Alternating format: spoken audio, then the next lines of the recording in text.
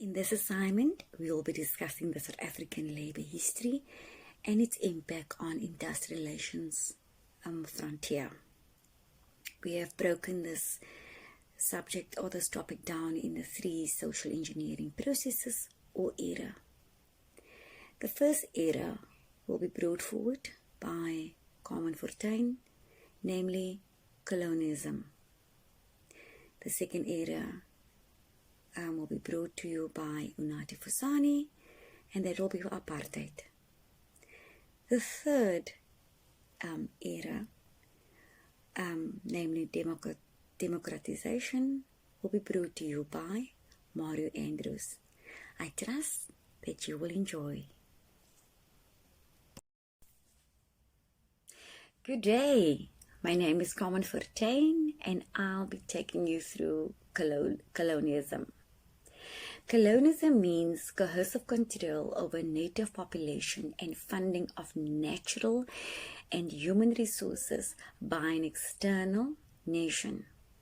This era started in 1652 when envoys from the Dutch East Indian Company landed in the Cape to establish a refreshment center. In the 17th century, the employment relationship was generally compulsory, with slavery as an important source of labor. This does not imply that slavery was unregulated. 1834, slaves in the Cape Colony was freed. However, a lot of them still continue to work as slaves. 1856, the government introduced the Master and Servant Act, which meant that the breach of employment contract was illegal on the part of the servant and defined as neglect and insubordination, and therefore being punishable. Trade unionism and socialism can be traced back to the vast influx of majority of white workers who came to the Southern Africa from across the globe in the hoping to find employment and fortune, and fortunes meaning hoping to find diamonds and later gold. In this era, employers were forced through intimidation, taxes, colonial and capitalist expansion to become laborers in white-owned mines, industries and agriculture. The history of working people, and particular black workers, was tied to the struggle against racism, the right to earn a decent wage, equality, and mostly freedom.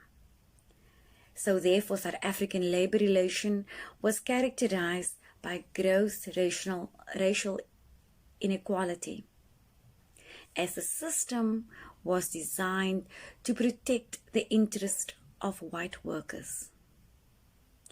I'm now going to hand you over to Unathi Fusani, that is going to take you through apartheid. I hope you enjoyed the video, and I thank you very much. Good afternoon, my name is Unathi Fusani, and I will be talking to you guys about extreme social engineering, which is the apartheid era, which took place between 1948 and 1990.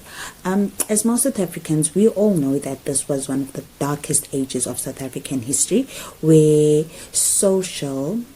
where racial segregations was a norm. Blacks, whites, coloreds, Indian, they were not allowed to mix at all. During this time, between 1948 and 1960, this is when apartheid was being institutionalized.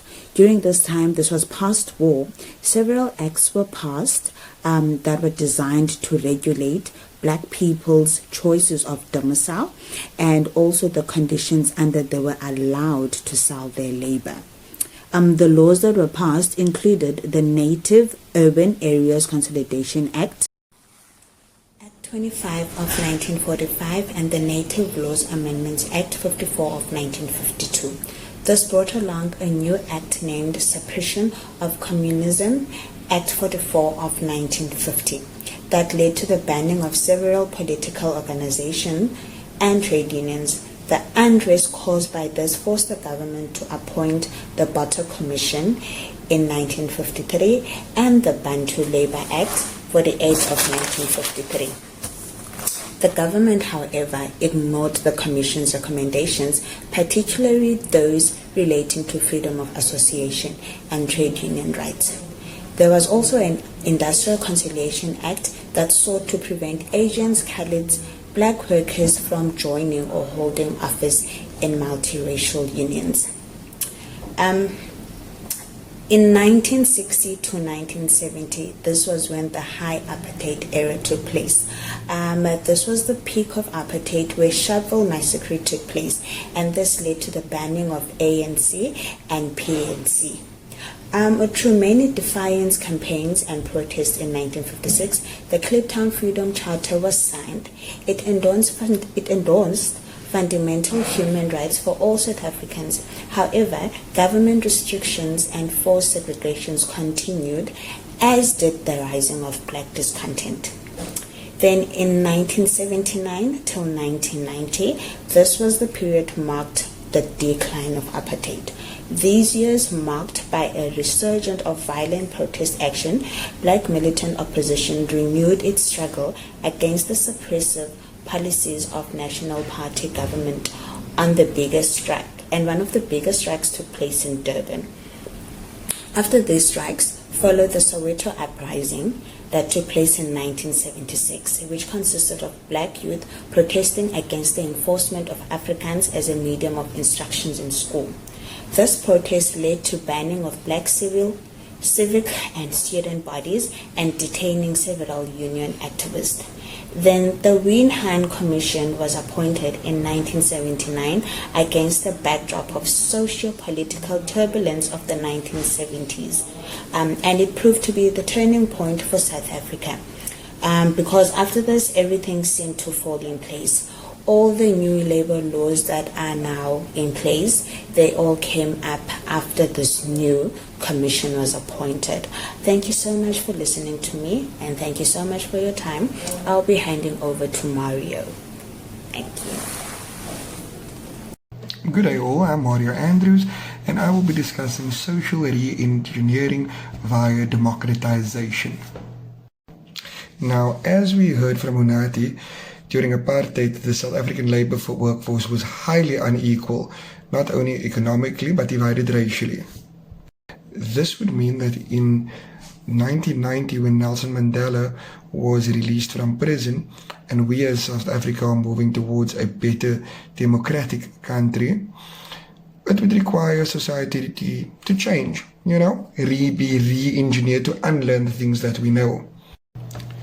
In order to do this, it would require our constitution to be aligned for all. The interim constitution was set up, and section 27 of the constitution outlined that labor relations would be seen as a basic human right. This was moved to section 25 once we had the final constitution.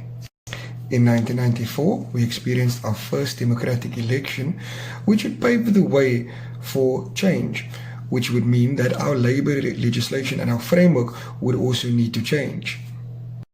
From 1995, we saw 4 acts come into play. Number 1 being the Labor Relations Act, number 2 being the Basic Conditions of Employment Act, number 3 being the Employee Equity Act, and number 4, and lastly but not least, the Skills Development Act. So can I get an LRA, the BCEA, the SDA, the EEA? These 4 acts aimed to advance economic development and social justice, as well as promote equality for all and develop the skills of our labor force. After Nelson Mandela, we saw our former President Thabo Mbeki taking the reins. This saw Mr. Mbeki regime implementing what is known as ASGI SA, the Accelerated Growth Initiative. The growth initiative aimed to halve unemployment and keep South Africa on a good steady economic growth, which we were heading to. Unfortunately, we also saw our President Thabo Mbeki being recalled and our new President, Mr. Jacob Zuma, taking office in 2007.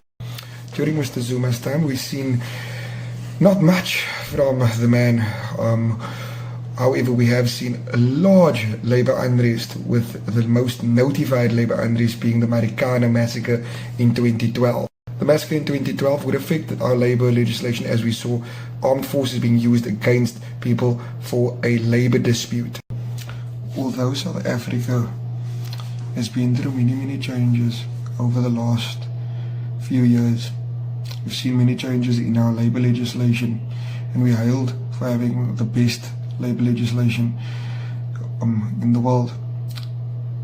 However, if we are truly to democratize the South African labor relationship, then we do need to get rid of any control mechanisms that we inherited from our racially divided colonial and apartheid past.